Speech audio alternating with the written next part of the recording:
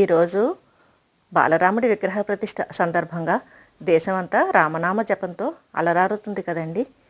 ఈ సందర్భాన్ని పురస్కరించుకొని మా ఇంటి దగ్గర ఉన్న రామాలయంలో రకరకాల వేడుకలు జరుగుతున్నాయండి.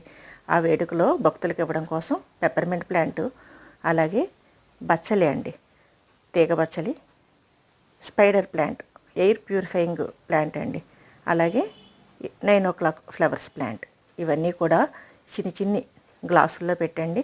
కొద్దిగా మట్టి అది వేసి సెట్ చేసి ఉంచాను. ఆ వేడుకకు వచ్చే భక్తులకి అందించడం కోసం మా గార్డెన్ నుంచి ఇలా తయారు చేసి ఇస్తున్నానండి.